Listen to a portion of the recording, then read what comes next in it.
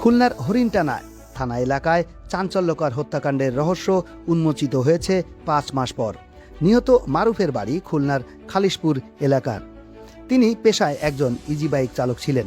Police জানিয়েছে, খুলনার হরিণটানা থানাধীন চক আহসানখালী মৌজার জংশন রোড রেল ব্রিজের পূর্ব পাশে ব্লু স্কাই প্রপার্টিজ ও শাহনেওয়াজ প্রপার্টিজ সংলগ্ন মনসুর মোল্লার বাড়ির আঙিনা থেকে মরদেহটি উদ্ধার করা হয়। এ ঘটনায় ওই বাড়ির বাসিন্দা মনসুর মোল্লার ছেলে মুরাদ ও তার স্ত্রী ফাল্গুনীকে জড়িত থাকার প্রাথমিক তথ্য পাওয়ায় আটক করা হয়েছে। পুলিশের প্রাথমিক তদন্তে জানা গেছে, নিহত মারুফের অটো ছিনিয়ে নেওয়ার উদ্দেশ্যেই তাকে হত্যা করা হয়। হত্যাকাণ্ডের পর মরদেহ গোপনে ওই বাড়ির আঙিনায় পুঁতে রাখা হয়েছিল বলে ধারণা করছে পুলিশ।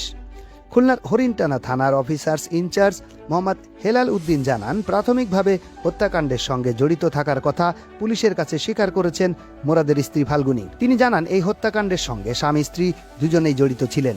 ওসি আরও জানান, গতকাল রবিবার রাতে স্বামী স্ত্রীর মধ্যে ঝগড়ার এক পর্যায়ে মুরাদ তার স্ত্রীকে মারধর করেন। পরে ফাল্গুনী থানায় অভিযোগ করতে গেলে পুলিশের কাছে তিনি পুরো ঘটনাটির বিবরণ দেন। তার দেওয়া তথ্যের ভিত্তিতে তদন্ত শুরু করে পুলিশ এবং পরে মরদেহ উদ্ধারের উদ্যোগ নেওয়া হয়। পুলিশ কর্মকর্তা আরও জানান, ঘটনাটি অত্যন্ত গুরুত্বের সঙ্গে তদন্ত করা হচ্ছে। হত্যাকাণ্ডের প্রকৃত কারণ, ঘটনার বিস্তারিত বিবরণ এবং এর সঙ্গে আর কেউ জড়িত কিনা এসব বিষয়ে খতিয়ে দেখা হচ্ছে।